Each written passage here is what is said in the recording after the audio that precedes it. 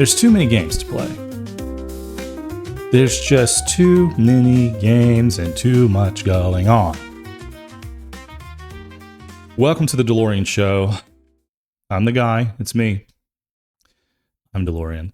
And I think this is our 20th episode. So if you've been around, thanks for hanging out. And if you're brand new, welcome aboard. We talk about personal life stuff here. We talk about video games we've been playing, and then we talk about gaming news in general, like from the week. So let's get into it. I've been thinking for a while that I'm going to buy a truck. And throughout my whole life, I've never thought to myself that I would ever drive a truck. Ever. And like in high school, I used to drive like a 1968 baby blue Ford Fairlane. And I was a dickhead about it because my dad got it for me as like an old safe car. And I wanted to be a cool guy. I wanted to have like a modern car. I didn't even know what I wanted. I didn't even think about it. But he brought it home and I was like, I don't know if I want this. And so it took me a couple weeks to warm up to it. And I wish that looking back, I tell him like, I'm so grateful. I wish I would have kept that car. I'm sorry I was an idiot teenager, which most people are. Hopefully I wasn't too much of a dick to him, but I don't really remember anything that was said. I don't think I was like super rude, but I should have been more appreciative. But maybe also he should have like included me in on that. But he did not. And he did not talk to me about it. He's just like, here's a car. And I was like, all right. Turned out it was a really cool car. But even back then, I didn't think about it a lot, like going into 16 and being in high school. I was like, I never, like, there were dudes, I grew up in the South, in a tiny town, tiny school. And the dudes who had trucks, like I wasn't like best friends with those guys. And I just found them kind of obnoxious. Like big, loud trucks, I found kind of obnoxious. I live around a bunch of teenagers still who have big trucks that are loud. And I find them kind of obnoxious still. But my personality has never been like, give me a truck. But I've been shopping for trucks because we have a van and it's everything that we need, but we have a small and growing family. And it's like, bro, we kind of need a truck. Like we have a van, so we don't need two vans. We could get two vans, but it's like if you're going to get a big space vehicle, you might as well get one where you can haul stuff, though they are expensive. And so I've been kicking it around, and I've been thinking about my life where my brothers always had trucks. And I was the weirdo, indoors playing video games, and he was out hunting and fishing. I mean, I do a lot of fishing. You may not look at me and know this. I can murder animals really good. Not that I do that a lot at all. And I can also fish decently well. I can bait a hook and we can make it happen. But these are not things that I do a lot, right? It's just never been my personality. I've always been kind of that oddball. Growing up like in the middle of nowhere, like growing up like surrounded by country and, open acreage to just go do whatever. And I did that as a kid. And I love that I did that. Had a lot of allergies, which made me want to go inside, which made me fall in love with video games. It was something I can do inside that was interesting and great. But I think about my dad and like the truck that he had, and like there was a hole in the floorboard. I remember underneath the gas and the brake, and it was like an old Ford, and I think it was blue. And it was just the one cab, old as hell, beat up truck, and like there was just a hole in the floorboard. Like I would just look down because I wasn't super tall, so I would like sit in the middle. My brother would sit on the other side. No seatbelts, of course. And if I ever rode in the car, I would just stand up and like lay in the back windshield. Things were different in the 80s and early 90s, by the way.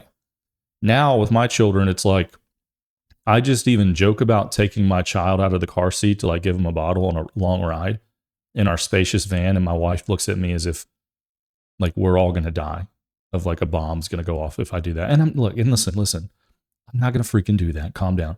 But I'm just saying it was different, bro.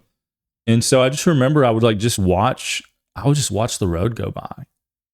And I never felt like there was any danger or anything, but I was just like, it's like, what? That's not supposed to be like that. It'd be cold, it'd be hot. It's like, there was always a little airflow. It was great for aerodynamics, I think. Probably not. But anywho, I think back to my dad who had a truck, and he was never really a truck guy. Well, I say that he is the most truck guy ever. I've never thought as my dad as a truck guy, but he would be like, "What do you mean?" Like if my dad was here and I said, "Hey, Dad, you're not really a truck guy," he'd be like, "What the hell are you trying to say right now? You calling me a faggot or something?" I'm sorry. Look, a lot of people get offended by that word, and I'm very sorry if you're offended. But I'm just saying, like, I'm saying what he would say. Okay, he probably wouldn't say that, but he would. If it's just me and him, he would say that if it's just me and him. He wouldn't say it in front of my children. But you know what I mean? He'd be like, "What are you trying to say, man?" And I'd be like, "Dad, I'm just saying, man, you're like a car guy." And he'd be like, "No, My brother's a total truck guy. I mean, my brother's a huge guy, by the way. He's very tall. He's a big and tall boy. And I'm a little guy compared to him. And I'm like 6'2". I'm like 6'1", 6'2". And so he's a truck guy, man, through and through. And what's funny is, like, he thinks he's a car guy. He loves cars. He loves fast cars. And it's like, isn't that messed up? How we all think, like, it's just the way it goes. It's like people, like girls who want like straight hair have curly hair, and girls that have curly hair want straight hair. It's just like, that's just the way that it is with dudes in cars, and like kind of like what they want to be. Like if you had to like call somebody a car person or a truck person, like a lot of times, like they're not that. Like they're just kind of LARPing. But if you know their personality, it's typically like, man, like my brother, it's like, dude, I know you want like a Mustang and you want to like rip it. Dude, you belong in a truck, man. You're just a truck guy. I'm sorry, you're a truck guy. And so for me, I feel like I'm not a truck guy, but I think that I'm gonna become a truck guy. And I don't know what that looks like. I've never owned a truck. I've never wanted to own a truck. This is the first time I've ever even thought about owning a truck. And so I was looking at like Honda Ridgelines, and a lot of people were like, "Oh, that's, you don't want to do that. That's not cool." And again, I don't give a crap about culture and what people think of like the car. Like, people are like, "You drive a Subaru, you're a lesbian." Like, dude, I don't care. Like, I'll drive a Subaru right now. I'll drive a Subaru right now, man. And I'll steal your girl, dude. I'll steal your girl doing it. You put me in a Subaru, I'll pick up a bunch of lesbians in it. I bet I could get so many lesbians in that car. Anyway, I kid. But what I'm saying is like, I've never really cared about like, "Oh, bro, you driving that and then you doing that. Like, you're a dad in a van. That's sad." Like, who care? Like, what are you talking about? That's not even a real conversation. And if people think like that, like they think about that for 2 seconds and then they're on to like the rest of life. Who cares what people think in general? Right.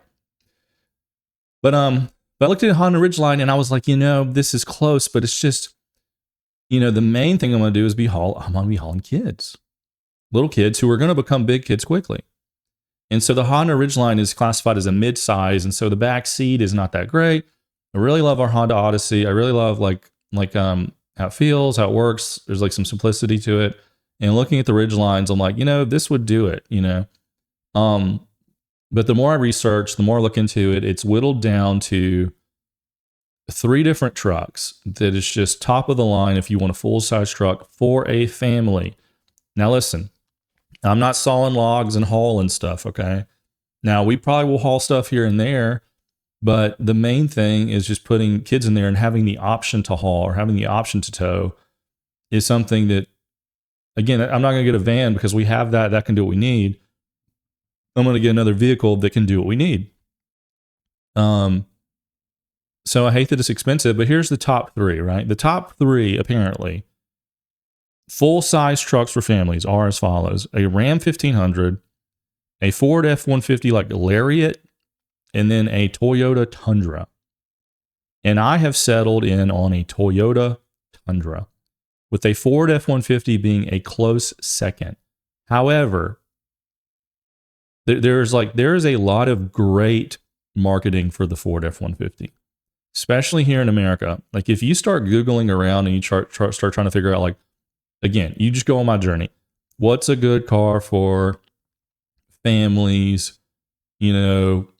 What's a good truck for families with small kids?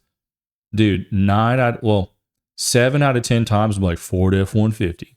All the websites, social media, everybody points you to that. But the thing that I have still, and I think about future generations that don't have this, as much is I still know people and have friends of family and have some experience of people who have had Ford vehicles.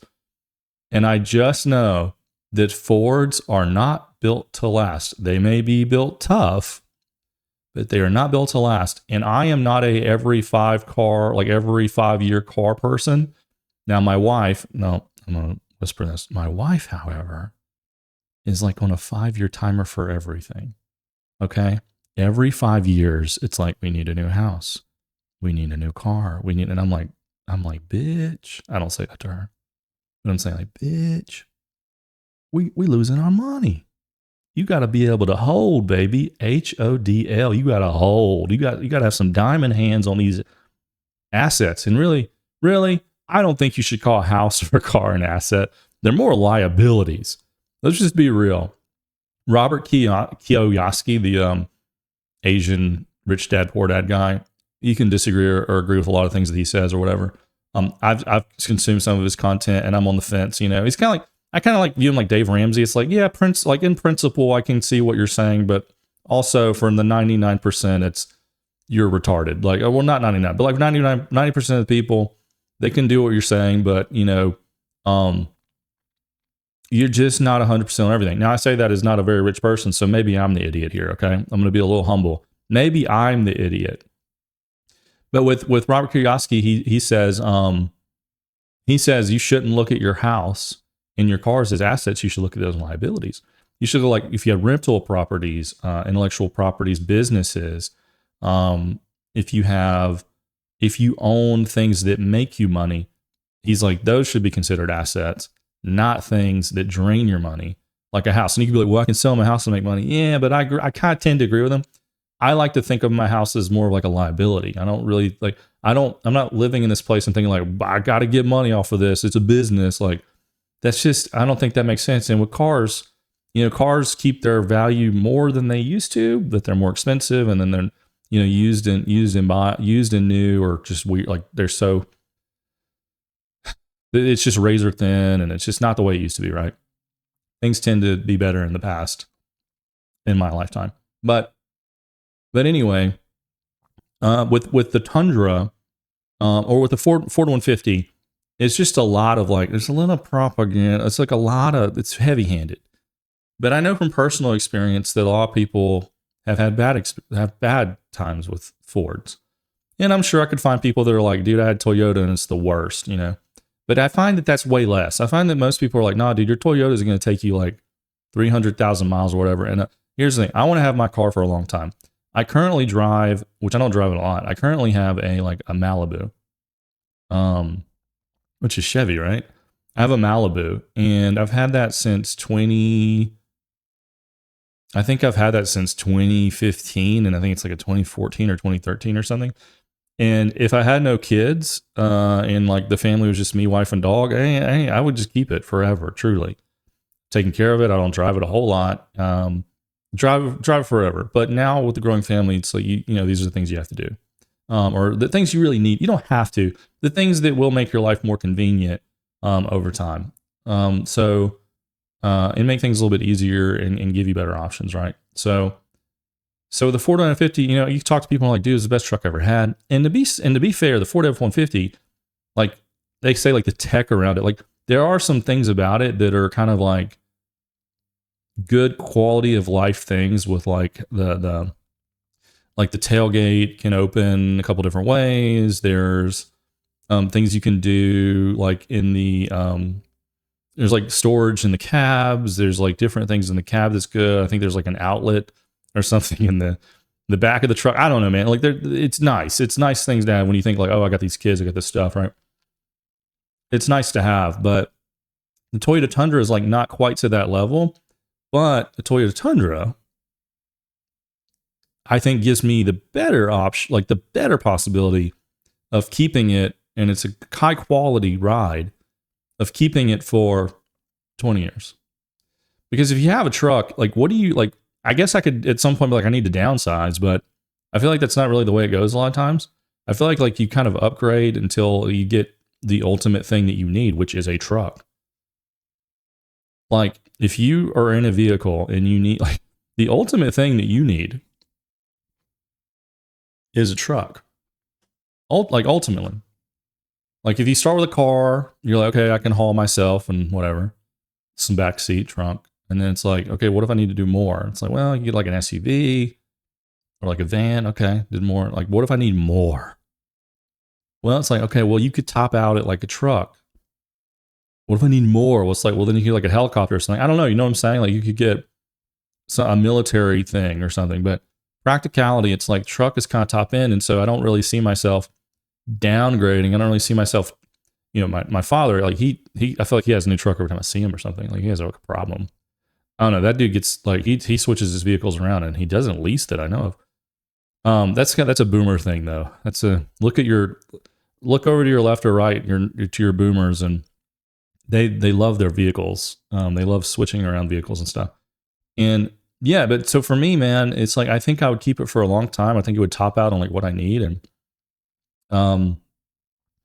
yeah, so I guess at the end of the day, I think it's going to be a Toyota Tundra. Now, when am I going to do this? I don't know. Maybe in April, it depends. There's some things that have to happen first before I even pull the trigger on that. There's a chance I don't even do it.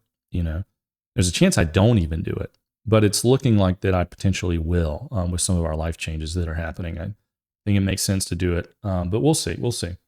So anyway, that was a lot about trucks. Let me know what kind of cars you ride. Like how do you feel?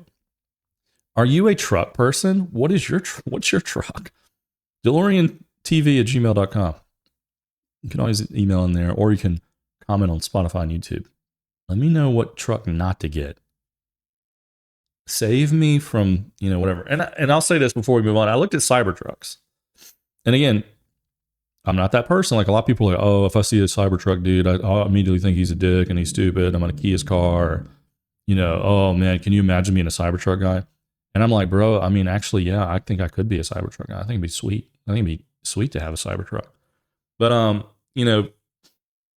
they're more expensive, which that doesn't bother me as much because like there is the gas saving, and the maintenance saving. I know like batteries can happen, other things can happen, but the more I research, the more like sales are down, like people are not adopting this thing. And again, that's not damning to the thing itself, but the less people that you have to look at it like a video game, really. Like the less people who are into the truck, the less love that Tesla's going to give to the truck over time.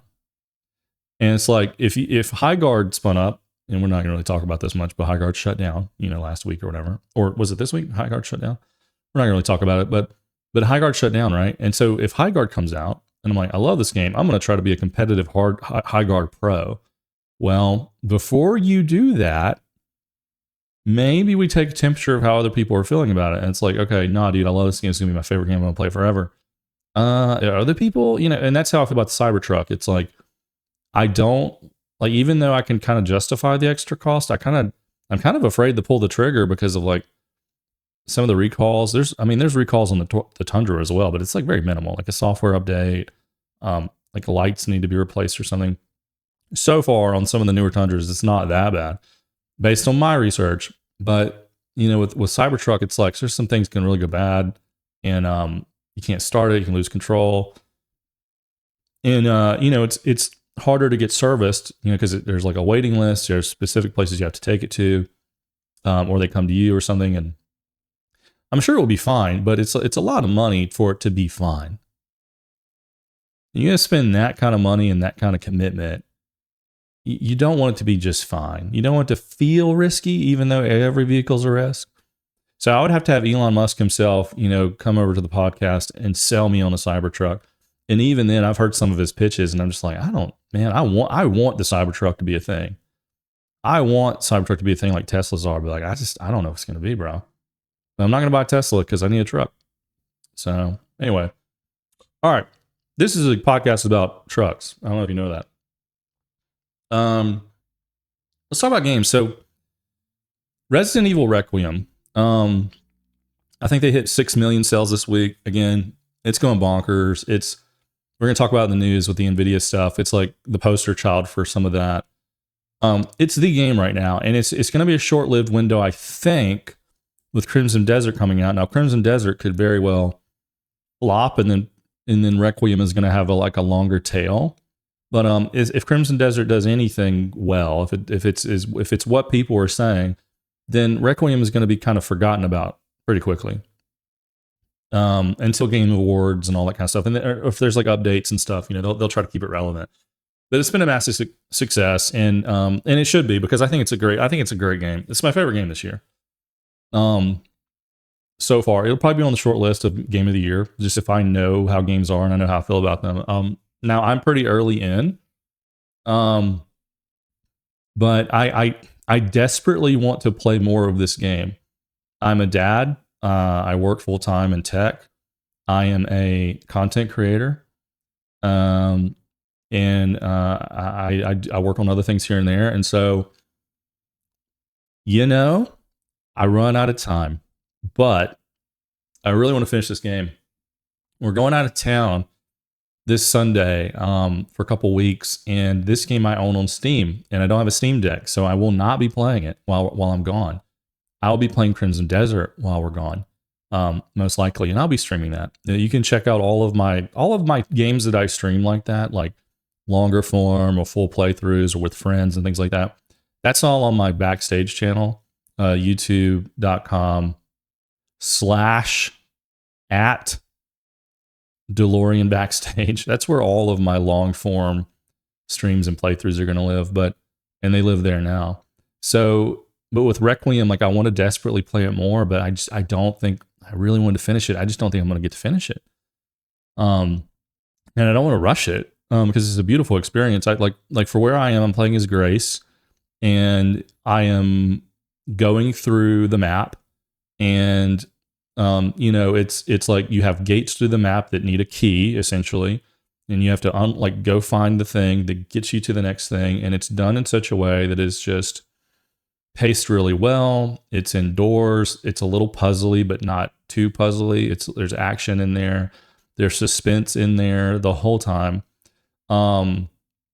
And I just think it's beautifully done. Like the way that the upgrades are working, the way that I feel like I'm getting better gradually by just the small, more ammo, little upgrades. I'm just feeling more capable.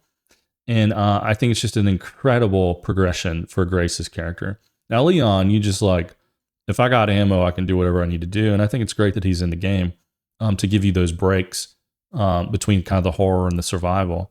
But with Grace, this is not a woke game. This is probably, in a long time, this is probably the best female lead character in a long time. Truly, truly. When people talk about strong or not even strong, when people talk about good female characters who are strong and have character development, and you look at them and you say, hey, we have females in games, we have that representation. I just think Resident Evil Requiem is a poster child for that argument, because a lot of people are like, well, I made my 5'2" girl in my movie or my show or my game, and she's just a badass out of the gate, and boys are stupid, and all the boys in the show are fumbling around and farting, and then a little 5'2" girl has to come save everybody and fucking beat up a 6'5" UFC fighter by choking him out or something. The Last of Us TV show, I think, did some of that recently. But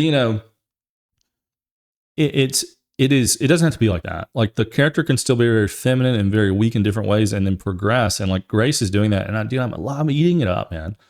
It feels like the way games and movies and TV used to feel. And so again, that's it's not the reason I'm excited to continue this game, but it does speak volumes about the quality of the game when just none of that shit's in there. There's really nothing political. There's really nothing it's trying to prove to you. It's just such a well-made game. It's just such a well-made game, and I would recommend it to anyone. And I can there's very few games that I feel like I could recommend to anyone, and I haven't beaten this game. To be fair, this game could fall off, but I am so confident that it is not. Just based on the quality of let's call it 6 hours, 7 hours I put into it so far. There's no way, man. I just cannot see it's going to fall off. I've been wrong before, but it's not that kind of game. I don't think there's going to be a stupid ending. Oh, it ruined everything. I don't think it's that. I think, again, it's just so well crafted on the gameplay loop and on what it's trying to do. for the player who's experiencing it that I would recommend to anybody, any type of gamer. Like if you like are a World of Warcraft player, it's like the only thing I play, bro. Like I'm just a GTA kid. I just play FIFA, whatever. Like I'd be like, dude, you know what game you need to play? You need to play Resident Evil Requiem. You know, I would just recommend it to anybody. And another game I played like that this past, not this year in 2026, we played in 2025, was Dispatch. For non-gamers and gamers alike, I'd be like, you should play Dispatch. And I don't care what games you like, what kind of gamer you are. And you know, it's just rare. It's rare that games come out and are like that. But this is that game. And I don't like horror games, and you know, I don't like it, but I love this, you know. I love this because it gives you a break from that jump scare bullshit, and it's such a great and smart way. So, wow, what a game! You know, I'm so saddened that I just feel like I'm not going to finish it until like April, but I'm also happy that it'll be there when I get back. You know, and I'm not really afraid. Like a lot of people experience like a game like Resident Evil is very engaging. There's systems to it, and there's things you kind of need to remember. And then you're going to stop that, and you're going to go start up Crimson Desert. And then it's like, bro, how can you get in the Crimson Desert, stop, go back? And that is a little unnatural to do. But I'm really not worried about it. I think with Resident Evil Requiem, it's not so tedious and advanced that I can't just get right back in. I might have to review my latest gameplay video. Just scrub through it, like, okay, now what did I get? Or look through my menu, like, okay, now what upgrades do I have? I may have to do that for a couple minutes, but it plays totally at a pace that you can pick up and go. And you know, there may be some things with the puzzles that I may forget, like, oh, I found this thing. What is this? Where was this door again? But you know, I don't mind that. The map's not so crazy that I can't just revisit it. You know, the different corners and explore. That's not a huge nuisance. Again, it's just been nothing but a joy to play. I really am raving too much about it probably, but that's the main game I've played, and it's worth its weight in gold. I played more WoW Midnight on the late night show with Dalorrian last week. And again, we're gonna pause on that show until I get back from town. There's a lot of fun stuff I want to do, a lot of fun stuff coming with that, and I'm just so excited about that.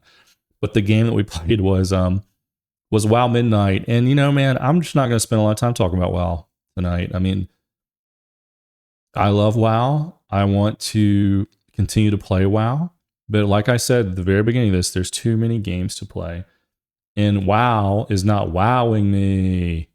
Wait, do I have my... Here we go. If that was really loud, I apologize. But yeah, man, it's like there's like 5 different versions of World of Warcraft. I can never say World of Warcraft quickly. It's like I have a lisp or something. But you know, when you have Resident Evil, Crimson Desert, Windrose, the demo, when you have these things coming out, as WoW retail continues to kind of devolve and degrade, it's hard to go in, you know. And the thing is too, like the longer you've played WoW, and if you keep up with the expansions, the more that you see that the gameplay loop of WoW is just so against the player. Like the best thing you can do in World of Warcraft retail is not play the game. What do I mean by that? I say it all the time on streams and stuff. Here's an example, and this is, and I'm not, again, we're not going into it very much, but here's an example, and here is, and this applies to a lot of games, by the way, but with WoW, it's across the freaking board. It's across the board. With WoW, it's kind of demotivating because nothing with the story or the core game changes. Like, they don't do anything interesting anymore. Where like they like what would be interesting in an expansion of World of Warcraft at this point? Let me just give an example of this, because again, I've said this on the stream. You can watch me talk about this a little bit. What would be interesting in WoW Midnight? You go in, and if you just to get a little background on the story, there's the light versus the void. And you know the light's going to win, and you're going to fight the void for this expansion and the next expansion or whatever. They introduce a new race. They change classes a little bit. They introduced like a new raid, new dungeons, new PvP, just like more of the same. But the game is fundamentally it's the same game it's been for a decade or more. In my mind, what would be interesting? I said, you know what would be interesting? You know what wouldn't be lazy? You know what wouldn't be like monetizing? You go into this expansion and something kind of secretly happens. And again, people know these games from back to forward because of like PTR and betas and all that shit. But if Blizzard and the team and the executives, leaders had any balls at all, which they don't because they're all ladies, and even the men I think are ladies. It would be interesting if you go into this expansion and the Void wins, and instead of you like being like, oh, we saved the Sunwell and now we're gonna like fight the Void through 4 zones and do the raid and ultimately defeat the enemy, against all odds, and maybe somebody dies or maybe somebody is in a floating wheelchair or something, which again, we don't care about these characters anymore anyway because you've just devalued them over time. We're numb to anything. Like they're kind of like Superman at this point. We're numb to anything that happens to them. But what would be interesting is like, what if the Void won?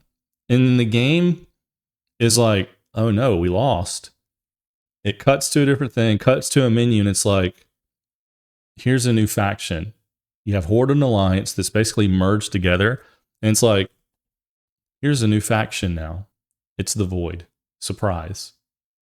It's the Void. And like maybe there's just like 3 races, and it could even be the same races or something. Few classes, whatever. It doesn't have to be anything too crazy, but it's like, oh, we have a whole new faction now. And there's like a PvP element to this, and we've spawned something like much bigger here, even if it's bare bones. Like just doing something interesting where it's like, oh, we actually have like a Horde versus Alliance again. There's actually a team again. There's actually like a world that is happening in this MMO again. It's not single player theme park bullshit. It's like that would be interesting. And now I explain that to you, and you're like, you either have 2 minds about it, like, well, that's out of scope, and they couldn't do that. And I would say to you, like, well, you've been brainwashed because they're a small indie company, and no, they could never do that, right? We could never ask of them something interesting or new or to take a chance. Never could we ask that of Blizzard. And then if you're the other way where you're like, yeah, dude, like, you know what? Why don't they fucking do that? Then you and me are the same. And like my original point, if I can remember, now I'm having a hard time remembering. I'm so sorry.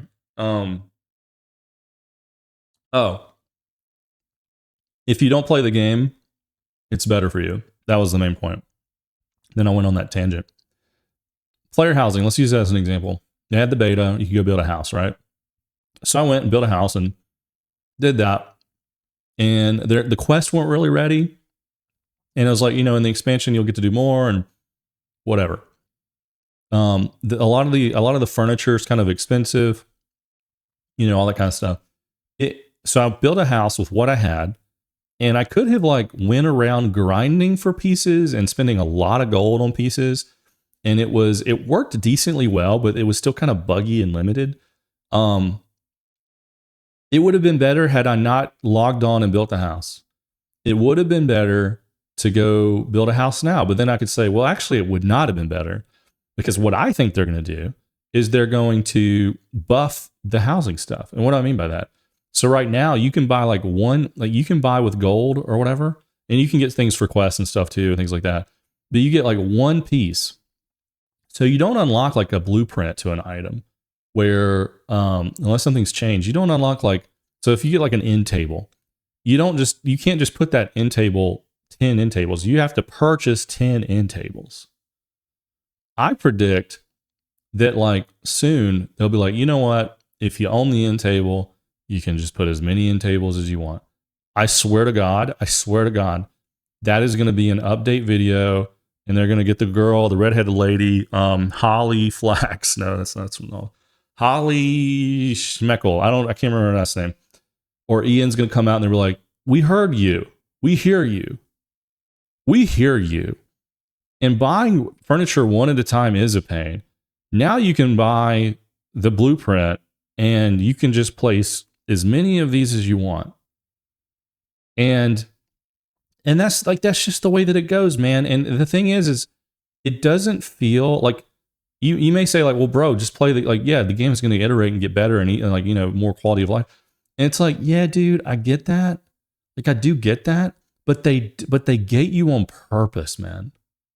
They gate it on purpose. And rather than them playing this like toxic relationship bullshit where they know out of the gate, we're going to charge them this gold. And with the transmog stuff, like, again, this is a girl game. It's all dressed up in house and stuff. But like with the transmog stuff, it's like, okay, we're going to change transmog so that you can like save it more easily, but it's going to cost you a lot more money. Then everybody got pissed. And now it's a little bit cheaper. And it's like, dude, they just gaslight you and fucking like, and then you look at like Resident Evil Requiem and it's like, oh, you just want me to play the game? You just want me to enjoy the game? You just try to make the best possible game you could make? You didn't give me a gun that can only hold 3 rounds so that I can go to the shop and buy a gun that's 6 rounds in a month from now if I give you $5. You didn't make that intentionally annoying so that I would like give you money or attention. And it's like a bad girlfriend, dude. It's just, again, it's a toxic relationship. And so I will always love WoW. It's like you always love your first girlfriend. It's like you always love your first girlfriend a little bit, though she was toxic. And WoW is like that toxic girlfriend that was a total whore, but you were totally in love with her. And she was banging every other guy, and she had no soul. And you were just like, you were a side piece, you know? Like you take her, you invite her out to the football game. It's Friday night, high school football game. You invite her out, and you start trying to date her. And you sit up in the bleachers, and it's a little awkward because, like, you know, you haven't had a lot of girlfriends, and she's pretty, you know, maybe too pretty for you, but you're like, well, maybe this is it. Maybe it's my turn. Maybe it's just happening for me. And you don't hold hands, but you kind of lock arms, you know, and you're watching the game, you know.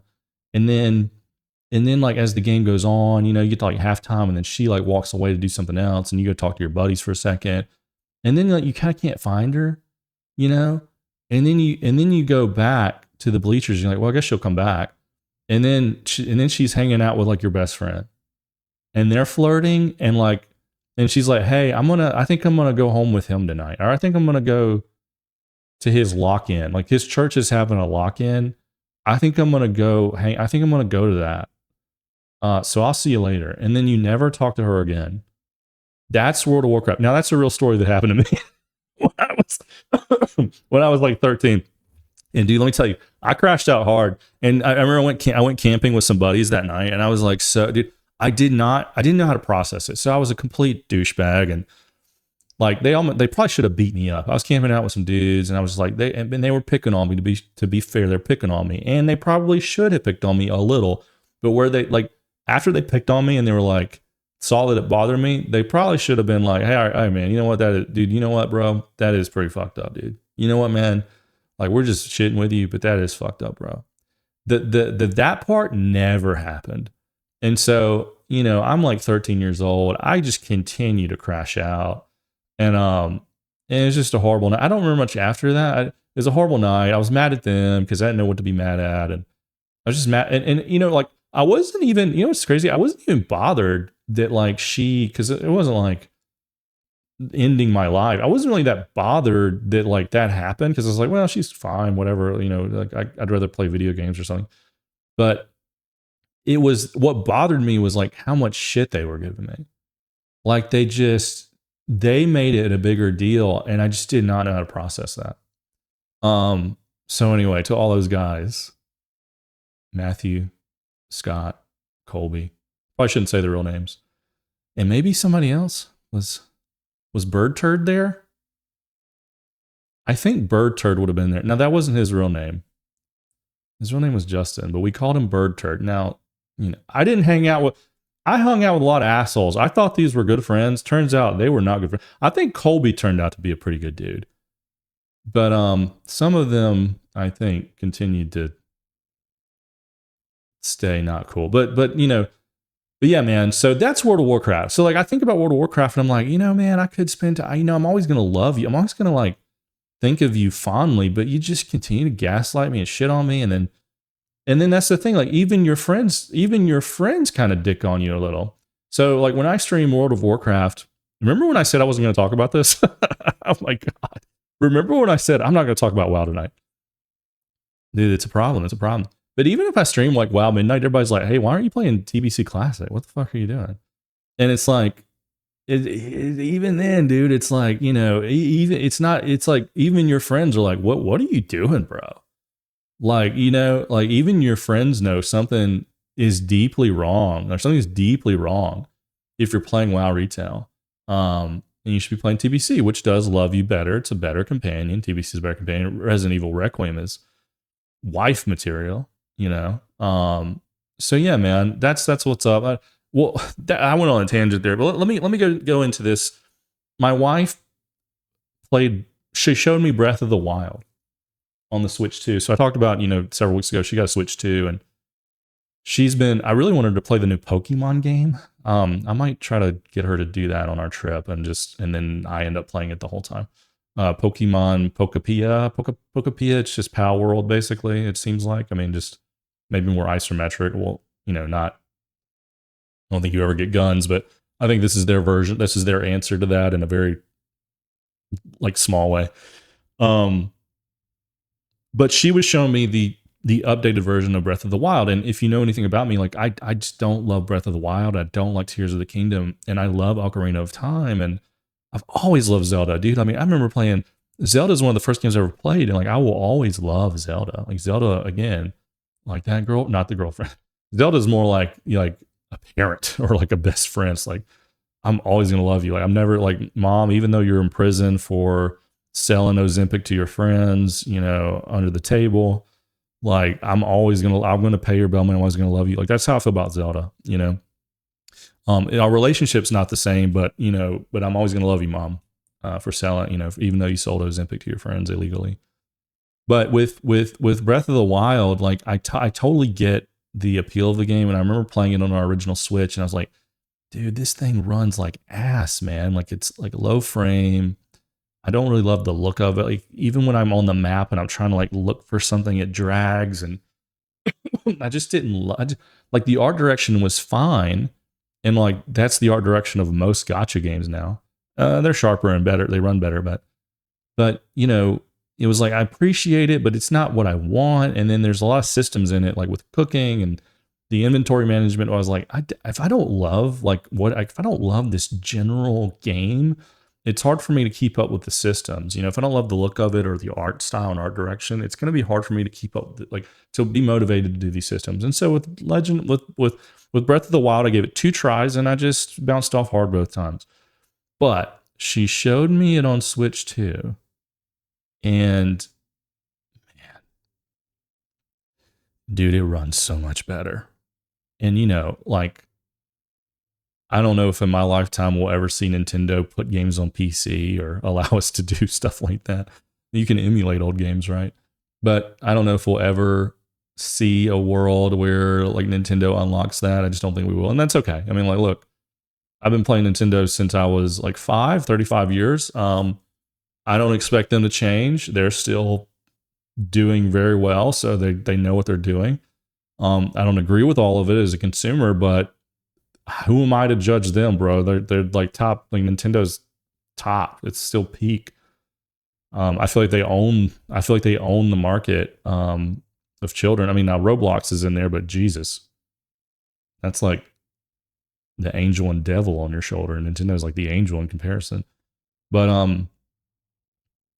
man, this game, Breath of the Wild, looks so good now, and it's so smooth. And I was like, damn, I think maybe I could play this, you know? And again, if there's a lull that happens, like there's no games coming out this year or something, maybe I'd give it another whirl. Tears of the Kingdom's too much. Like I'll tell you, like I tried Tears of the Kingdom 2, and like you start out in the sky, and it's like you got to make 4-wheelers out of all this shit. And I was like, I can't fucking do it. Like again, if you really love Breath of the Wild, I see why you would love Tears of the Kingdom, but I got to start simpler. And yeah, so maybe now that it runs better, there's room for me there. But again, and we'll talk about Starfield a little bit in the new section, and there's a good compare, like, and that's a game that I was able to do inventory stuff, and because I really loved like what my eyes were seeing as far as like the world and the aesthetic and things like that, in a lot of ways. But this game just wasn't it, and like now I see like it was really like a graphical limitation, and I think that for it just, to me, it speaks volumes with how well that game did, and then how poorly it ran. Like if you have an opportunity to watch a video or comparison of Breath of the Wild on Switch, like original Switch 1, find a stream of somebody playing like the week of release or something, no patches, just how it fucking came, and then go watch like the Switch 2 version, and like, bro, it's just, it was a lot. I mean, the Jeff Kaplan had his Lex Friedman had Jeff Kaplan, and they talked for 5 hours. I've only seen clips. I don't know if I could do 5 hours. Maybe on this road trip I'll listen to it all. And that's actually a good idea.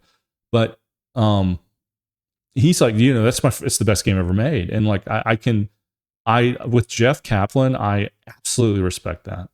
And I was talking about it to my wife, and she's like, yeah, I kind of agree, and she's a Zelda fan. She plays a lot of games, and there's a lot of games that are her favorite games. But like, I mean, she has played so much Breath of the Wild, more than anything else. And I respect her, and so I respect it. And, and again, I've always been able to look at the Breath of the Wild from the outside, and as a gamer and someone who's like an enthusiast and like puts out content on gaming and really thinks about it, and really have given a lot of my life to gaming, I completely can see it. I can completely see it. But I do imagine a world where like, dude, what if it came out with the tech that like that? What if that game wasn't pushing so hard? Like, what if they weren't up against that limit and it came out fresh? Like, it may have been even more massive. And I might be a small percentage of people that's like, I can't get into this. But I tend to think that I'm a normie, and I tend to think that there are people that think like me, and there's a whole market that I think maybe they would have captured, not that they needed to. God, it was, again, I think it was Game of the Year it came out, and it continues to make waves and be talked about. But I think they did such a fantastic thing to put out a game that ran like that and still got the market share and the attention of so many people and the love from so many people. But I think about me and all of my bros who were like, I wish I could love this. I wish I could do it. And, what if we would have been on board? How would that have changed kind of like the gaming landscape, from year to year? And, I think Breath of the Wild is the inspiration for any gacha game. I mean, well, not like the systems of gacha, but like Genshin Impact, Wuthering Waves, Zenless Zone Zero. I mean, that kind of art style and stamina, climbing, flying, or parasailing. Well, not parasailing. What's the gliders? God, gliders. Sorry, like Genshin Impact. If Genshin Impact is like the mother or father of gacha games, and to me, in a mass appeal, it is. The father of Genshin Impact is Breath of the Wild. I mean, I think that they just straight up stole some of the stuff from that. I mean, I don't know. I want to say I read that at some point, and like that's a for sure thing, that they just stole like the source code of Breath of the Wild and made Genshin Impact. I mean, I remember some of the sounds being the same. Like some of the sounds were the same. And I was like, oh, they just ripped this shit off. And I could be misremembering that. It's been a minute since I've played Genshin seriously. I mean, it's been years and years. But, that just blew up an entire market off of this game. And so again, like, when did Breath of the Wild come out? I want to say it came out like 2018. I try not to Google too much when we're doing podcasts, but like, let's just release date. I just think like if you okay, it's 2017. I just think if I have to look at like an impactful game and like not just talk about game of the year, but game of the decade, I have enough humility to look at Zelda Breath of the Wild and say like that may have been the game of the decade. And it's a game that I didn't even potentially love or like and play. But I know enough that like of the 2010s, it sure seems most influential. I mean, when did Fortnite come out? Fortnite. A lot of people would say Fortnite, which also came out in 2017. I don't think it's Fortnite though, because I feel like Fortnite was not as. I mean, Fortnite was huge. Don't get me wrong. Fortnite was huge, but Fortnite did spin off a lot of battle royales, but they didn't do like Warzone did well. Other battle royales did fine, but not like mega, like not gotcha. And gotchas, that's a lot of that's probably like how scammy it is or whatever. But I don't know, man. Like Breath of the Wild is up there. Maybe you would say Fortnite would be on the short list of the 2010s, like top 5, top 10 game, like most influential or whatever. But yeah, man, it's, you know, it looking at her play that on the Switch 2 and how smooth it ran, I was like, maybe I go in a third time. And again, when am I going to do it? When am I going to do it? I don't know, man. Crimson Desert comes out like in 2 days or something. I need to turn on my Xbox and make sure it's can install. I will probably start out on Xbox PC, but then while I'm away, I'm going to be streaming it from the Xbox and putting it on the backstage channel. And, you know, I'll have a mic. I don't know if I'm going to have a camera yet. I'm going to try to spend time this weekend and try to see what's possible there. But, you know, that game is, we're going to kind of, let's go into the news here. We're just going to go straight in. And I'm feeling pretty good. I don't think I'm going to take like I'm not going to step away or do anything. I think we're just going to roll. But this will be kind of like, let's just go official news here with Crimson Desert, because we're going to talk about it a little bit. It's going to come out this week, and I think people are going to. I think this is going to be like one of the more viral games in recent memory, and not even because like it's going to be super good or super bad. I don't think it's going to be complete shit. I don't think it's going to be the best game ever made. I think it's going to be a very well made good game with really big problems. And I think that what it's creating online, and it's hard to see right now, I think it's going to create a huge amount of like fan base and people fighting over it. And that's why I think it's going to be viral. I think it's going to be very controversial. Once it hits the hands of everybody, I think you're going to have, I think for week 1, you're going to have a lot of people who are like, this is the best game of all time. This is it. Everybody's going to be talking about it. I think it's going to be just viral as shit. And then I think you're going to start having some naysayers come out. And they're going to be like, dude, this game is dog shit. And they're going to be kind of like the rebels. And then I think what happens is, I think that over time we will find with the scope of this game, and I could be wrong, I could be totally wrong here. I've just been around the block a few times. I think there's probably going to be a lot of stuff in this game that is dog shit. And you may not realize it until you get really deep into the game or you go further. But I think it's going to be like, you know what, man? Like, I don't know why, but I just dropped off of that game. And there's so much to the game, you may not know why or how to communicate that. But eventually over time, you will know how to, you will know how to communicate that. And you know what it feels like? It feels like there's such a lead in to Crimson Desert. And there's so many people that want so much out of it, and they're selling it as there's so much out of it. And I'm just like a realist to like, there ain't no way all this is going to work as well. Or even if it does work, ain't no way it's going to be like these deep systems that are fleshed out that keep you in. Again, I hope I'm proved wrong. I hope that this is a next gen experience. I hope that it sets a new bar for game development standards. And I hope that like like I hope that the rising tide raises everybody up, all the gaming world up.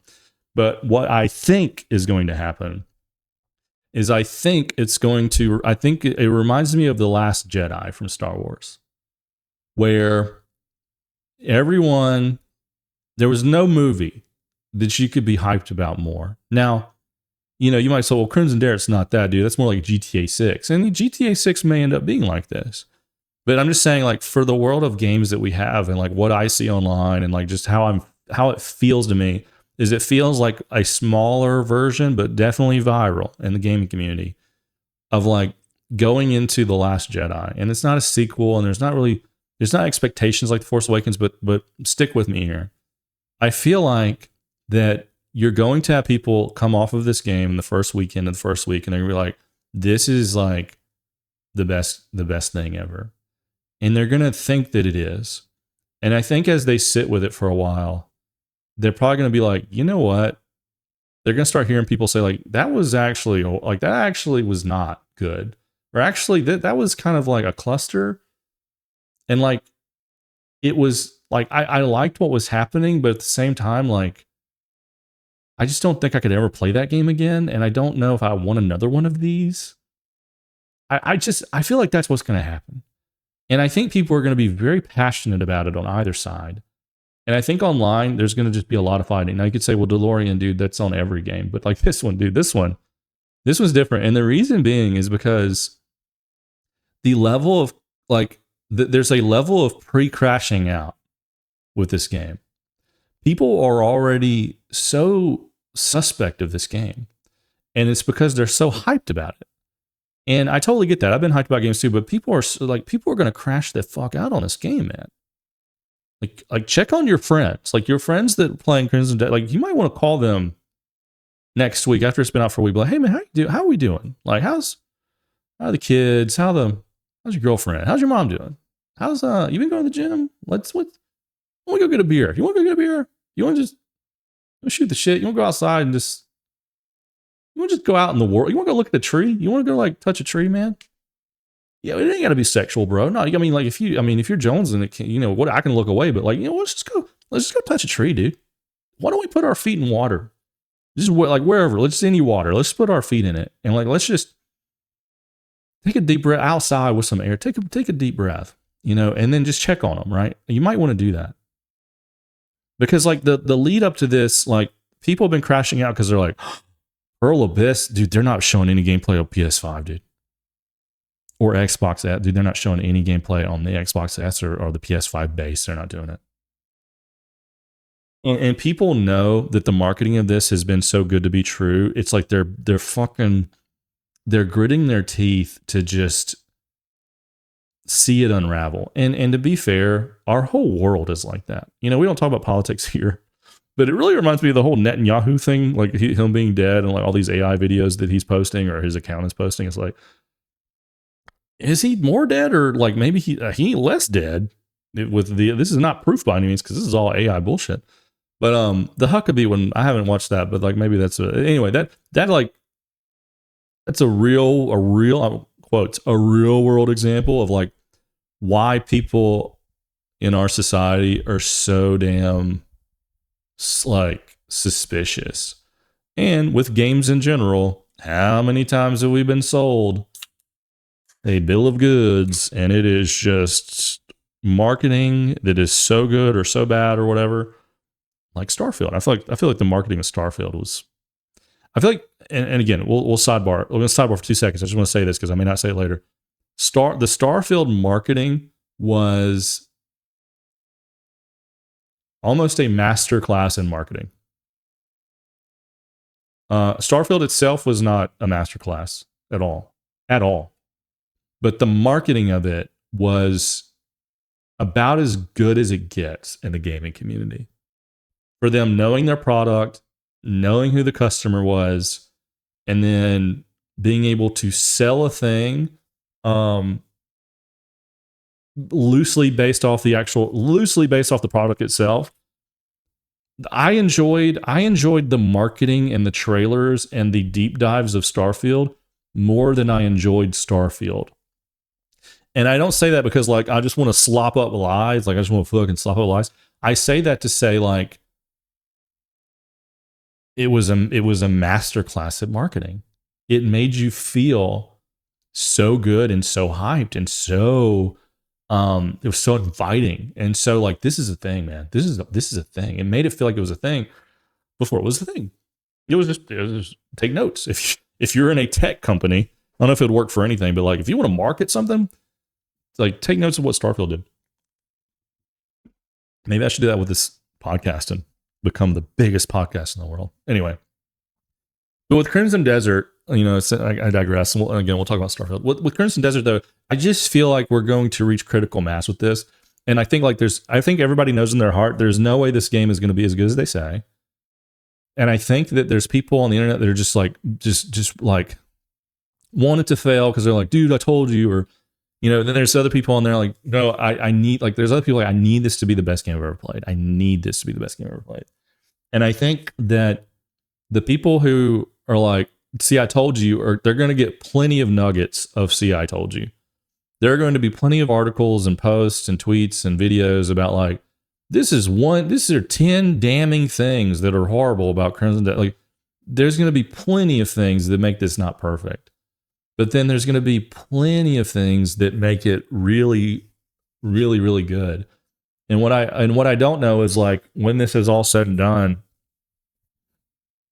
how is this game actually going to be objectively, without listening to the noise? And I'm going to try to not listen to the noise as much as I can. But again, I'm in content creation for games, so it's hard to stay away from that.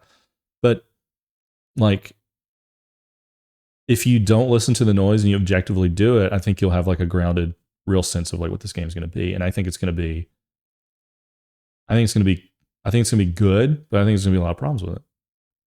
I know it sounds very general and generic, but like that is what games are.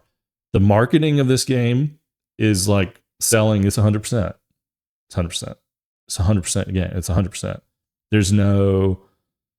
There's zero insecurity. There's zero like, hey, we're just guys. We're just here. There's zero of that. You know, it's like, this is the, you know, the market. It's just like, this game has everything, you know. It's the Walmart of games. I don't know. Like, it's the Amazon of games. I don't know. But it's like, you know, and then there's people that are like, smell the bullshit of it. And I think they're all going to have legs to stand on. And I think people are going to be crashing out, man. I think there's really going to be a lot of strong opinions about this game. And I think this game will probably get a game award, assuming the developers and stuff don't come out and do anything like politically incorrect, that the Game Awards people, like, you know, they'll just, if one of the developers from Pearl Abyss comes out and is like, I don't like trans people, then it's like, you'll never hear about this game again in the Game Awards, right? Or like the official Game Awards or whatever. The sales will still do really good, but you know what I'm saying? Like, there's like a limit of, let's assume they don't do any of that and they play it straight or whatever. This game will probably be well represented at the Game Awards, but I think it's going to be so represented at the end of the day, not based off of like just the quality of the game. And I could be totally wrong here. It looks like a high quality game. I think it's going to take up so much brain space and so much energy from the internet. I think it's going to be so popular amongst everyone that like it'll be undeniable. Kind of like Expedition 33 was. Like, Expedition 33 was like undeniably loud on the internet. And that game is a great game, but it's not like the best game. But like, it won every award. And I think it's just because it was polarizing, and it was underdog, and it was elevated by the community because of the frustrations that the gaming community has against the gaming, like the people who make games. Developers in general, but mainly like AAA games and like these big publishing companies and gaming companies. There's so much frustration there that Expedition 33 was just elevated to astronomical levels. But in a couple of years, it'll be like, it was fine. With Pearl Abyss, this is like a whole new thing, which is fun. But again, to me, like, it reminds me of kind of like The Last Jedi. And so I tell you this to say, if you're like someone listening to this, like check on your friends. Try not to take it too seriously. People are going to crash out over this. People are going to be so hyped, and they're going to be like, they're all in already. And so like, you're not going to be able to tell them different, negative or positive. They're just going to be like, they've already drank the Kool-Aid. They need this to be the game that it has, they want it to be and what it's being sold to be. But then you have, the people who are going to be right. They're like, no, these are 3 shitty things, and they're going to be completely right. And that's going to be enough fuel for them to be like, no, this game's dog shit. And they'll be wrong. Like, everybody's going to be wrong. Everyone's going to be partially right, but mostly wrong. And that's just like the perfect storm to make this a controversial game. That's my take on it. So let's move on. Another controversial thing that happened this week is DLSS 5.0. We're not going to watch the video here. You know, I always wonder, like on the podcast, since you can watch me talk here, because I record video and audio, but I always think like, should I play the video? I'm not going to play the video, but I will describe the video. It came out yesterday, I think, that NVIDIA's like, hey, here's our new tech advancement. And all it is, you know, and you've seen it, I'm sure you've seen it, it's a 2-minute video where it shows like Resident Evil Requiem, Get Grace. The main thing is it shows characters. It shows like game character assets. There are Digital Foundry videos and other things that show like the rest of the world that gets this overlay, and we're going to loosely call it an overlay. It's more of an underlay. We'll talk about that a little bit. But basically, like, all you need to know is it shows you a before and after, and what it does is it takes like the game rendering of the character, and then it makes it look like an AI version of a real person. It doesn't look like a real person, but it does that whole AI lighting of a photorealistic person. So Grace's face, an example, we'll talk about her as an example. She's the first one in the video. It does the whole image, and her face goes from like a video game, like clearly this is a video game character, and 2, by the way, they look like they lowered the settings. It didn't look like path tracing was on. Like the original image looks kind of like medium to high settings. It doesn't look ultra, by the way. And I think they did that to make it look like there's more of a drastic change with the AI overlay / underlay. But basically it scrolls by and then it shows like Grace with like a human face and lighting, like very specific lighting that cannot exist in the world. Well, it can, but like what I noticed on all of the overlays of all the faces is that it increases the lighting and gives depth to the face, which AI always does. If you put yourself in Grok or something like that and you say, update my picture, it's gonna like make you look, we're gonna say quotes here, high quality. It's gonna give you like lighting and texture that's not there. It's gonna give your skin a glow and like a little bit of a reflection, and it's just going to make you look almost like a doll, but a photorealistic doll. Like it's not. It would to the normal person, it looks like just a really good photo of you, but we all know what AI looks like, and so AI has a very specific style that it does across all of the large language models or whatever. There's this style that it does where it's like you kind of look like the best version of photography you can get, I guess, like the most expensive version of a photograph of you that you could get, and it's not really styled one way or the other unless you specifically prompt it. If you just say like, just make this a professional photo, or just like make this person different, like it automatically like does this AI overlay. And you know what I'm talking about. If you've seen it, you know AI if you see it with the video. I mean, you know, I make the AI bands and musical guest on the late night show, and I do it out of ridiculous. And it's supposed to be funny because of how stupid it is. It's funny because like it's just the sloppiest dumb thing ever. It's like it gives you a visual conception, and there's jokes, you know, in the AI video and in the music that's playing is like the musical guest of the show. But overall, it's very stupid. It's like unpolished. Like it's a satirical take on this whole thing of like the world we live in, where like Netanyahu is getting coffee at the coffee shop, and we're supposed to believe that. It's like a jab at that whole fucking thing, right? That's what I'm going for. You may look at those videos like, this is the dumbest thing I've ever seen. There's a whole thing, man. There's some art. There is some artistic underlay there, or overlay. Anyway, so online, everybody's take on it is bad, and my take on it is neutral to bad. And this is what I say, like, in a lot of ways, in a lot of games, and you can do like on older games, and like they showed a lot of like the Oblivion remake, like changing their faces and like changing some of the world. Not on that one video they did, but there's other videos you can look at. But I think that like generally, like they did Hogwarts Legacy, which is an older game, right? That game came out 3 or 4 years ago, maybe 3 years ago. Generally, it does look higher quality, generally, but it changes like the face of people. And kind of the question is this like, my question is like, is this going to make every game just look the same? And they keep saying like, no, we as the developers and the designers, like we get to say like what works and what doesn't. And the way that they showed it is so, it's difficult. Like for NVIDIA, it's difficult to demo this because what it's showing is an overlay. Like literally you have like a line that goes across the screen, and like you see, like if I did like an AI thing over your face and then I made you more polished and gave you lighting, you'd be like, oh, you're taking an image in the game and you're just changing it. And so from that logic of like over the face of the game character, you're painting something on top of like the character model, and you're painting things on top of the world.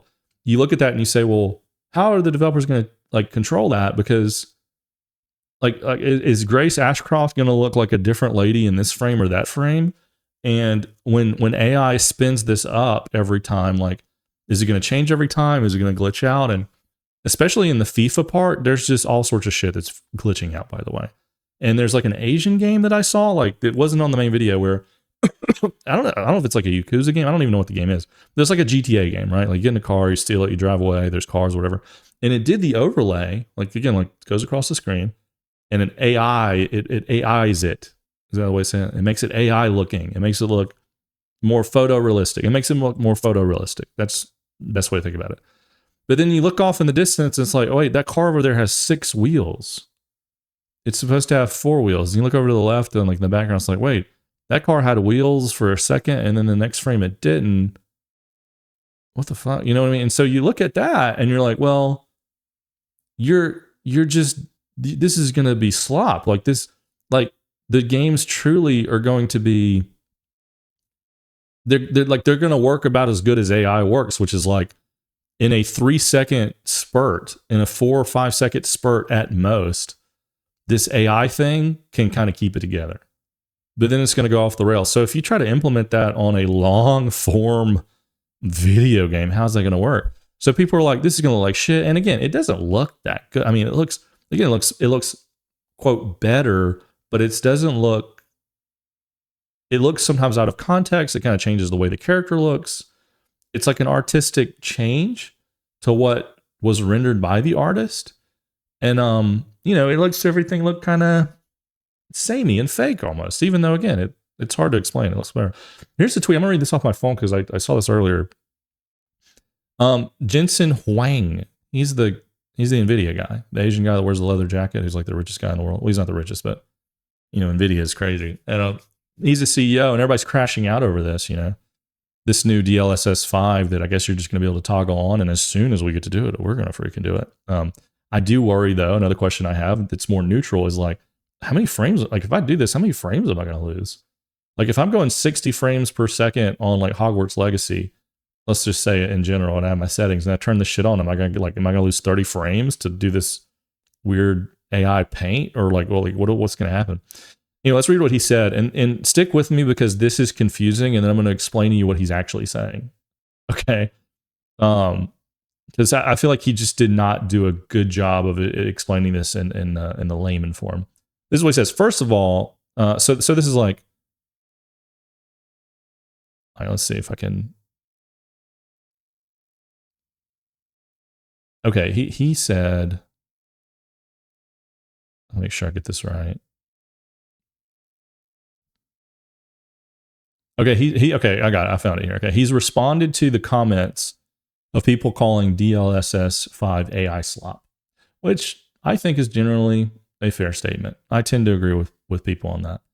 First of all, this is his response. First of all, they're completely wrong. The reason for that is because, as I've explained very carefully, DLSS 5 fuses controllability of the geometry and textures and everything about the game with generative AI. It's not post-processing. It's not post-processing at the frame level. It's generative control at the geometry level. He also added, this is very different than generative AI. It's content control generative AI. That's why we call it neural rendering. Now, if you don't have any idea what's going on with AI, and you are like not into this world, and you know what, you probably shouldn't. Not the best world to be in, and I'm barely in it, but I am unfortunately in it in a lot of ways. What is he trying to say? And I took some notes here just earlier just to make sure that I communicate this as clearly as possible. What people are saying is, like, at a general level, like, dude, this is just like AI slapping a filter on the game. And during the demo, and as you watch this demo, I don't know why you would think any other way. There's nothing in this demo or these previews or anything that is obvious or explains to the viewer or consumer of this that this is not just an AI overlay. Again, like, I put my picture in Grok and I say, hey, give me a professional photo. It's going to be like, and it's going to give me like this painted on thing, or change me completely. That, again, it's going to be like painted on.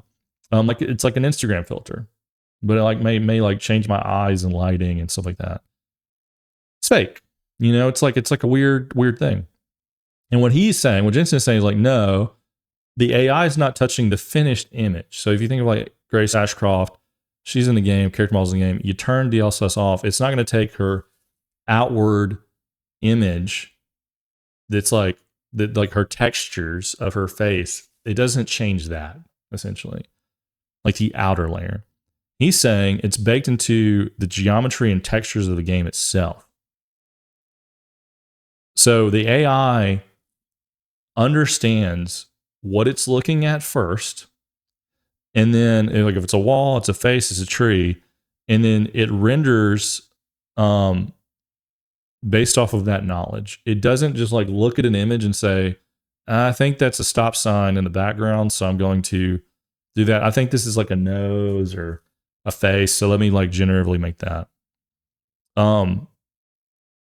AI typically, when you do so with photos, it sees like a screenshot and it tries to make it pretty. And in this demo, that's exactly what's happening. It's taking something that looks like not the highest quality, but like, again, medium to high, and then it says like, let me slap this on for you to make this pretty. Let me give you like Hollywood level lighting where the light source is coming from different angles that would be very difficult to do if you think of like camera and like where would the light source come from and how bright would it be. It's like it really looks off, because like even if you don't know lighting and film and stuff like that, you still, like, your brain still processes like, where's the fucking light? Like, if you go outside and you see the sun and you look down and you look at your wife or your girlfriend or your kid or your parent or something, and like their body is looking like it's being lit from underneath them, and you look down and it's just a sidewalk and there's no sun reflection, you'd be like, what? Why do you look like you have a flashlight under your face, but then there's like no light on it? Like, what the fuck is going on? Like, that would be like, there's the only light out there is the sun. So like, I see, like, so your shadow, you should have like a nose shadow from the sun, and then your chin should do a shadow on your neck. But like, I'm looking at you and it looks like you're standing on top of a spotlight. Like, your brain would look at that and be like, this is off. This is fucking off. And it's the same thing for a game or a movie or something. Well, in the movies now, but AI, I feel like it does a poor job of like, it's just going to throw light. It's just like with this, it's just throwing light on their face. And it's like, wait, is there like, where's this light coming from? Is there like, to me, like, if I'm the main character looking at an NPC, like with Ez, like they do some Starfield stuff, right? Like they show Starfield examples. I'm looking at an NPC and now there's like a light in their face. Like, that looks like I have like a little flashlight that's like shining their face right here. And I'm like, do I have a flashlight in my hand? Like, what's going on? You know, some people won't notice that. Some people will, but I think most people notice it, even if they don't know that they notice it. But what Jensen's saying is like AI is inside the game engine, helping build the image from the ground up. So the neural rendering thing just means instead of the traditional rendering math, AI is doing the rendering work, but it's still controlled by the game assets. So it's not going to hallucinate random stuff, which it totally does, by the way. It's just at the inner layer. Again, is like, that's how we want to call it. It's at the game geometry level, not like the texture level. Like that's kind of how it's being explained, and I think that makes sense. So you have your, like, if you're looking at like a map of your game and you didn't have any light or anything, it's like you could kind of say, okay, this is a fire hydrant, and like, you know, if it was just like pixels, you know, and like this is a person, and then the AI looks at that and then it generates like the geometry like of the face. Like, so it's like, okay, we're gonna round this out a little bit. We're gonna give her a chin. We're gonna give her hair texture, and then from there, then like the lighting and everything's gonna happen. Now that's kind of what he's saying, but I don't think that's true. It doesn't really come off that that's the case based on how they demoed it. But, you know, Todd Howard, he had a little video, you know, 17-second video on Twitter or X or whatever. He's like, and it was on the NVIDIA page. He's like, man, we've been using NVIDIA forever, and, you know, it always helps our graphics. We're excited to get into this shit, and like, whatever. And I'm like, how much money do they pay you, Todd? But like, you know, it's going to be something, it seems like, that the developers can control, and it's going to be like, I think what they're going to do is like, you take like a texture like Grace, right? And I think what's going to be, literally what it sounds like it's going to be, it's like, okay, generate Grace. And it's going to generate, like, okay, that looks kind of like Grace. That's what AI thinks Grace looks like. Let me generate again. Okay, she looks a little more Asian this time. That's still not quite right. And it gives her like a little shiny. Let me try to generate again. And then, you know, like, again, think of you, if you're using AI to make an image, this is the process. So I think they're like going to push this button, and then they're going to be like, you know what? Here's the 5 versions. That's our Grace. Save how she looks there. And that is how she's going to look like in context with the game. But and I think that makes sense. It's like, we're going to, on the geometric level, we're going to slap this thing on her. So this is what she looks out throughout the game, and like, whatever the camera angles are, the situation, she's going to continue to look like this, and she's not going to change every frame as like a new exterior overlay. Like every frame, I'm not going to like do her again, and she's going to look different. I think that makes sense, but looking at some of those videos, I'm like, it's very clearly not doing. I feel like shit is going to be changing constantly as you go, no matter if it's on the outer layer or inner layer. And even if they choose that it's that, like, it still looked like in the demos that shit is going to be changing. Or at the very least, even if it's not changing, it's like, oh, in this scene, or like this car that spawned in, when the generative AI said, oh, this is a car that an NPC can drive or whatever, it thought it had 3 wheels. It thought it had 6 wheels, and it really should only have 4. Like, is that car just going to be 6 wheels anytime you see it at any angle, if it's at the geometric level? And then the developers have to go like, nah, go fucking generate that again. That's not right. You know, and how much of that stuff's going to slip. But, you know, this is all very deep. And if I've lost you, I'm sorry. I feel like it's a little bit more of a technical conversation, but like, that's what it is supposedly doing. It does not seem at all like that. And just, it doesn't look like a good thing, man. Like, it doesn't look like this is a good thing. And, you know, I said this in a video that I posted about it yesterday, is like, you got to start somewhere though. You know, like with AI, they're plugging this in, they're going to do it. And I think that this like probably won't be something that I don't think this is going to hit and be like the final version or whatever. I feel like this is a very shitty version of this. It looks like it probably won't be well received, but like, you kind of have to start somewhere and then tweak from there. And so I think that that's what this is. I think this is like a very big AI layer to gaming that we've all been kind of like hearing about this, that this is going to happen.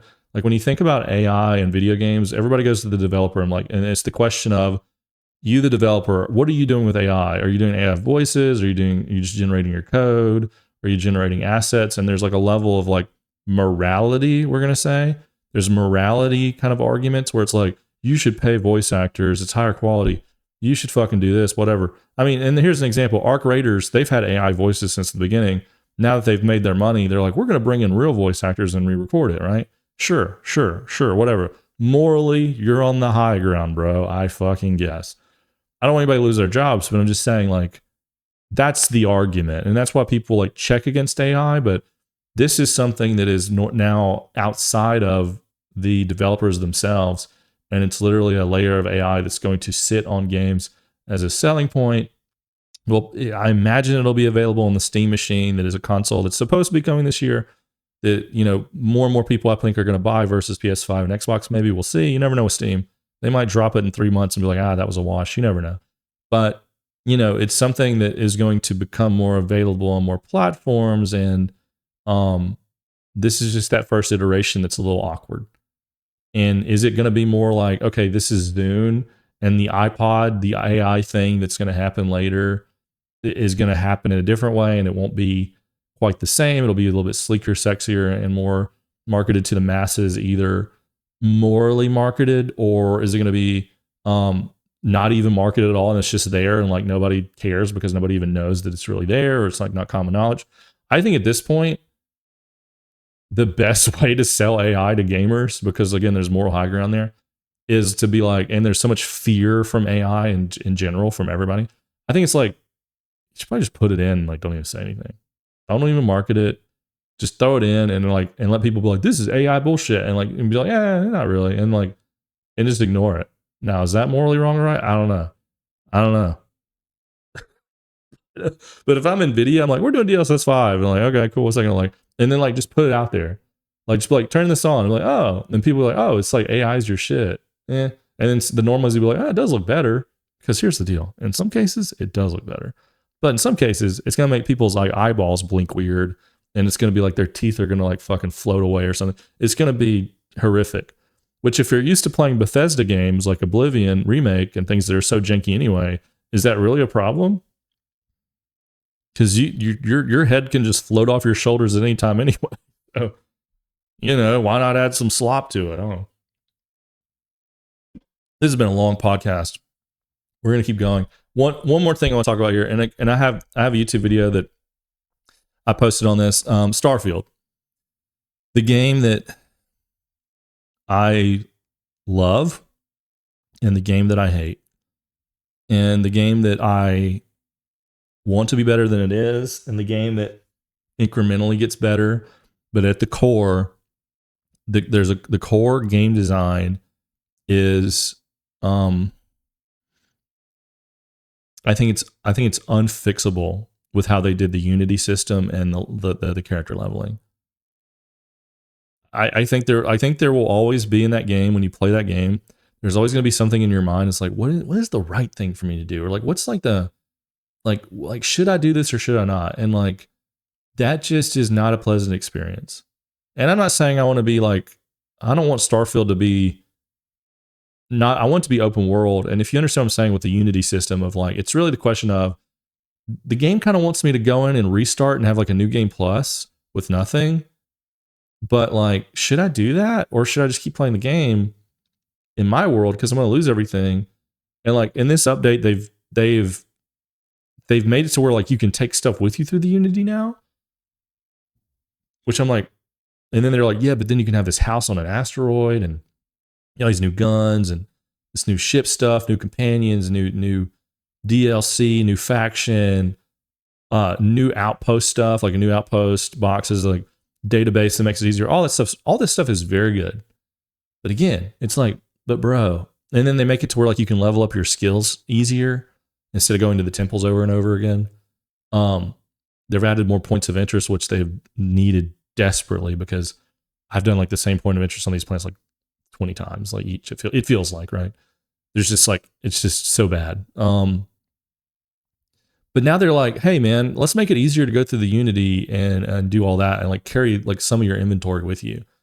And I'm like, bro, but also you're putting in like a house on an asteroid that's really expensive, and you're doing all this outpost stuff, like, and so you're telling me, hey man, and there's like new ways to level up your guns.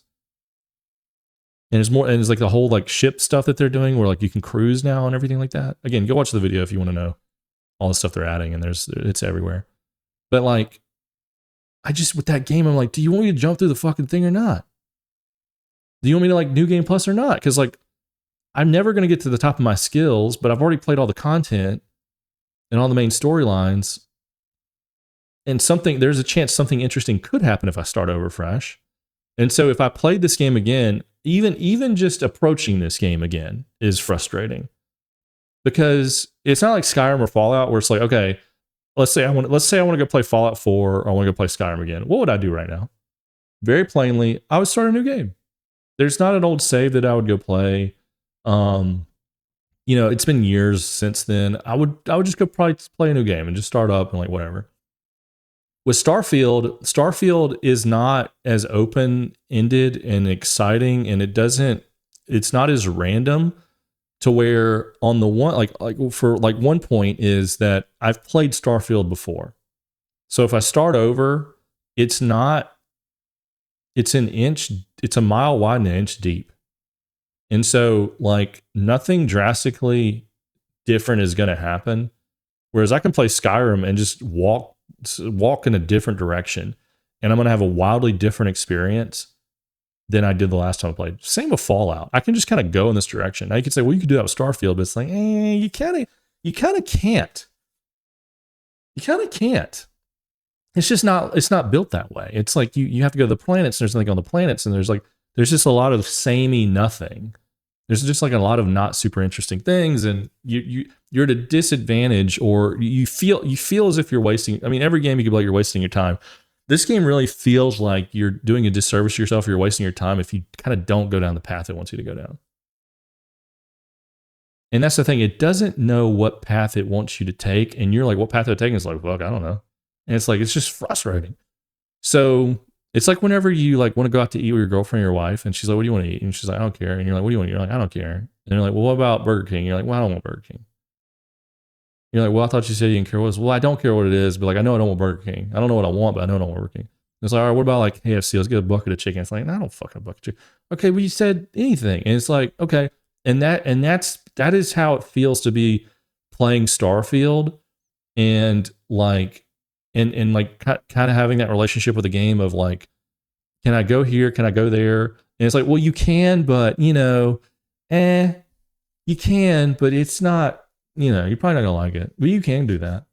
You can do anything. But it's like, can I? It's like, yeah, you can do anything. But it's like, well, if you really want to experience the game how we wanted you to do it, you probably should do this. And then you do that, and you're like, well, that wasn't very good. That could have been better if that was fully realized. And so a lot of this update, they're trying to fully realize it. But the earlier point I was making too, though, is like on the one hand, you go into the game and it's not wide open. And so if I say I'm going to go back to this game, it's not wide open enough where I'm like, let me just start over fresh, and I feel like this is a good thing to do. And a lot of that's because like you have 400 skill points, and it's designed so that when you play through the game, you go through the Unity, and when you go through the Unity, you keep your skill points that are just. It's going to take you like 1,000 hours to max out, or you're gonna have to cheese the shit out of the game. And you're doing it amongst like these very thin layers of activities outside of the main story stuff. And so if you've done all the main story stuff and all the relationships, and you have all these ships and outposts that don't really matter, and you're like, you know what, man, I just kind of want to reset it.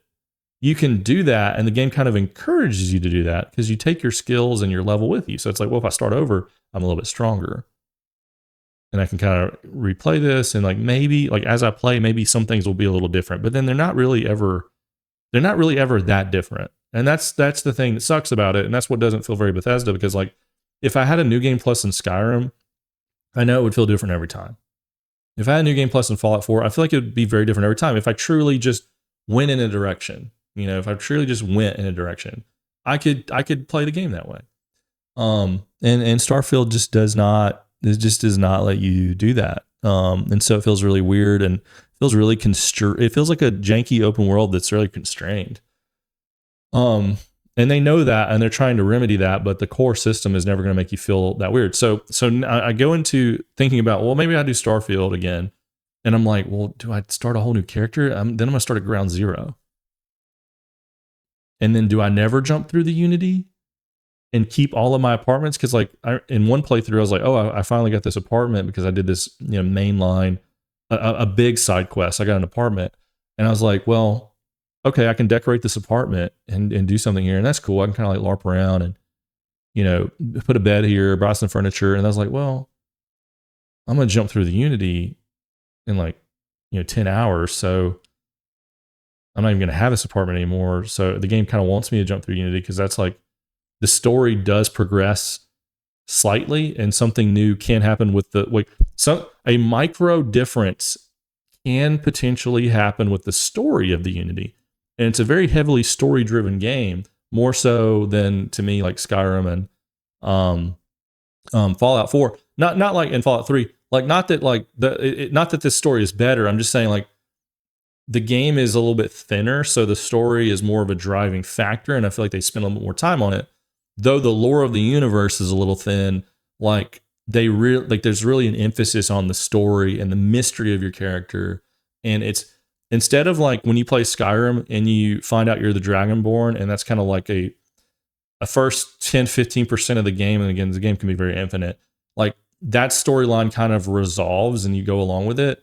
Like the story of Starfield doesn't resolve until you complete the game. Like that kind of part of the game that unlocks things. Like I feel like you have to kind of play it through completion, and then you jump through the Unity, then you get a nugget of like, oh, this game's about like multiverses and stuff. And then you're always propelled in the back of your mind of like, okay, I'm going to do all this stuff, but like, I got to know what happens if I go through the multiverse again. Like, is everybody going to be dead? Because that's a possibility. Like there's all these like different things that can happen that again, it doesn't affect the world too much. It just affects like 5 minutes of the world. And that's unsatisfying because it's like, what I want something weird to happen. I want like, when I go through the Unity, I want like every body in the universe is like, even if it's little shit, like modifiers, like everybody in the universe now has like 5% more health. Every planet in the universe now has like 10% less gravity. Every, ship in the universe, like in this universe, I jumped through Unity. Now there's only one type of ship. Like there's only one brand of ship now. I jumped through the Unity. Now Sarah Morgan, like my lover from the last, multiverse, she has brown hair now. Just like little shit. Just give me something little that like changes the actual world. And then that's all they needed to do, but they don't. They just like the little intro could be different. And then that's it. And then it's like, then it's the same fucking game. And it's like, you couldn't just modify like you couldn't do something fun like everybody walks on their hands in this. Like just do like everybody, you know what I mean? Do that. Do like something stupid or silly because it is all stupid and silly. And then you got me forever, really. But now I'm like, well, nothing really changes.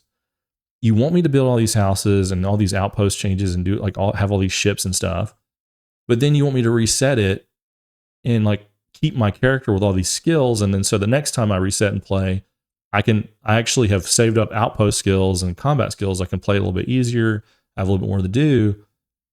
But then I look at it and I'm like, well, what if I want to start fresh? And it's like, well, it feels like, well, that's a complete waste of your time.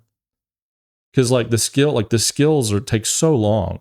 Like it's almost a waste of your time to do that because it costs so much to skill up in this game and to get like meaningful things unlocked. Like for instance, there's certain systems and there's certain like items and things you can't attach to your ship unless you have these certain skills.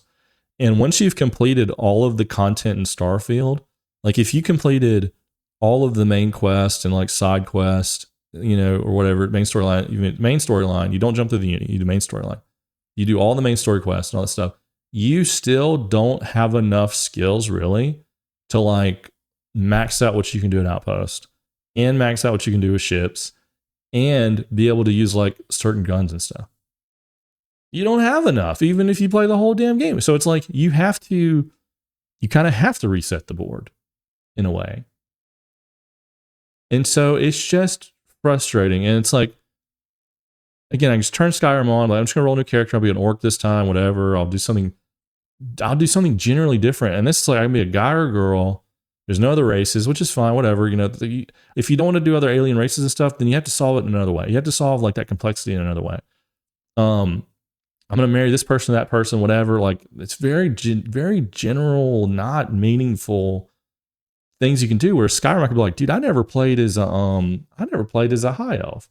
I never played as Argonian. I can go play as Argonian. I'll have like completely different conversations with people because I'm an Argonian or a Khajiit or whatever. Now you say, well, dude, Fallout 4, you didn't like, you were just a male or female. Like, well, yeah, that's true, but I could be like evil.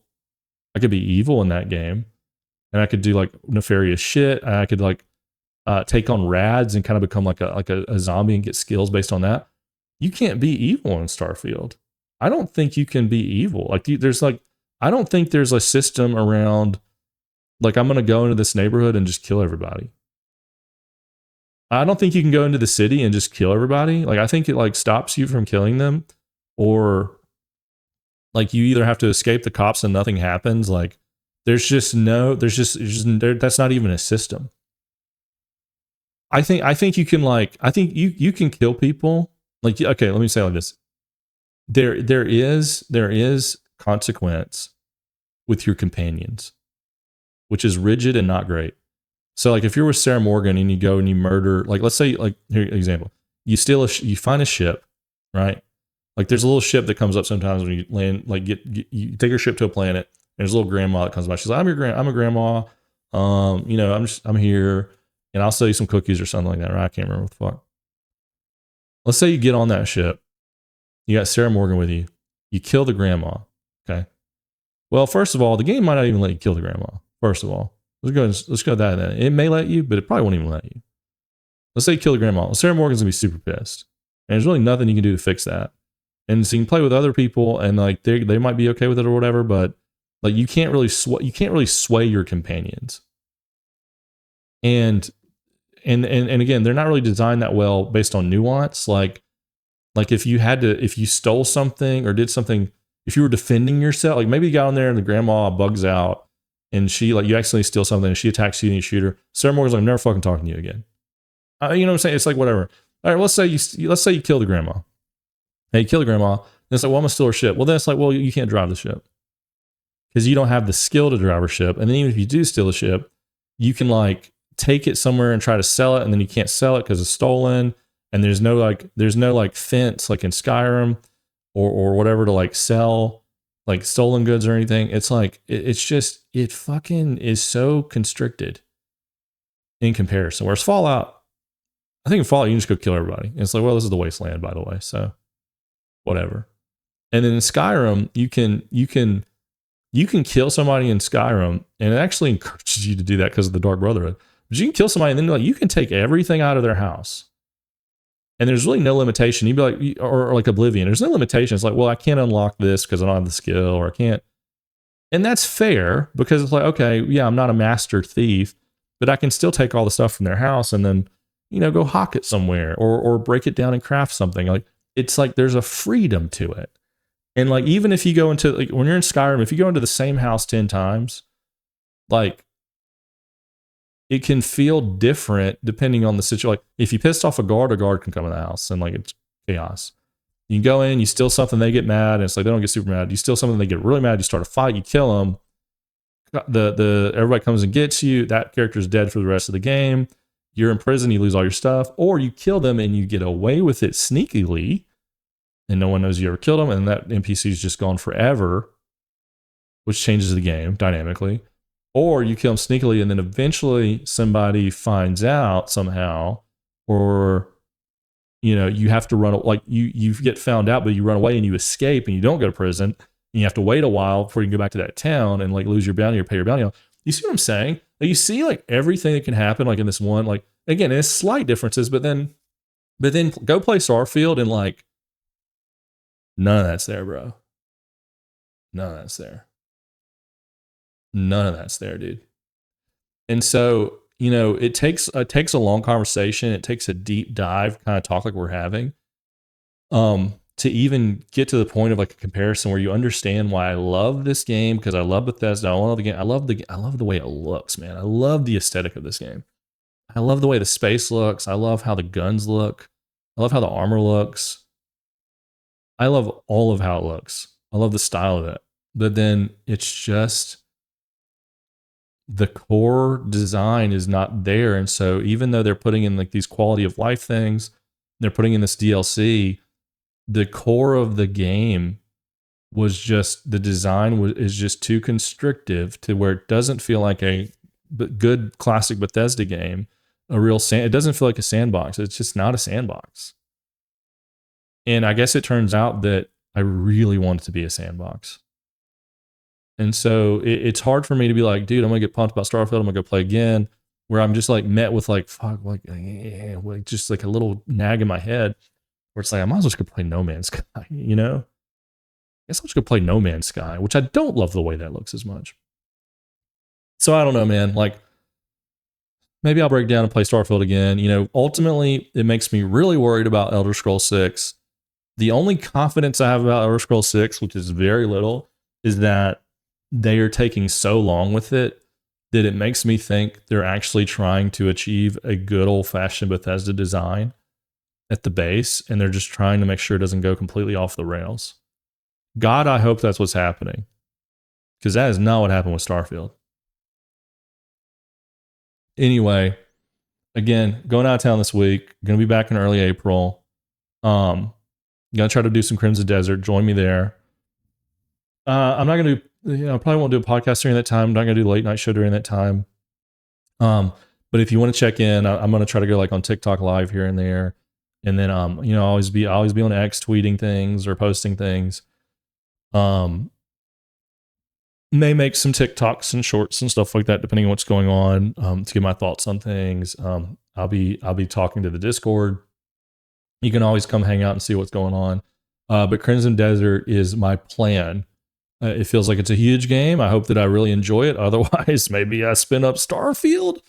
No, those updates don't happen until the 7th. So I definitely would not touch Starfield until after the 7th. That's like when the free lanes or whatever the hell it's called, like update, like the quality of life stuff's going to happen. And then the DLC I think happens later. But no, I would spin up something else, maybe some Overwatch or something like that, because I'm gonna take my Xbox with me, but I'm not gonna take a PC or anything. So you know, whatever would be on Xbox, if Crimson Desert just sucks or I bounce off of it, I'm gonna stream something else. And see what you know. I really want to play some more Rainbow. You know, I have not even touched Snake. You know, which I don't have to, because if I try to play right now, everybody's going to pick Snake anyway. And, you know, like next season is going to be the season to like go in and go hard on Snake. So anyway, DeLoreanTV@gmail.com. You can always message me there with your ideas, feedback, corrections if I said anything wrong. Or you can just call me an idiot, whatever. Or you can be like, no, I love you, you're the best. Or, you know, have some conversation. What are your thoughts on Starfield? You know, am I the only one with that? DLSS 5, you know, what are your thoughts there? Any of that stuff. YouTube comments, I read all of them. Spotify comments, I'll check them out, whatever. Or reach out. And then you're always welcome to the Discord. Free to get in. It's a chill little community. You always come in and we can talk there about whatever you want to talk about. All right. Thanks, everybody. It's always a pleasure. And I'll see you next time.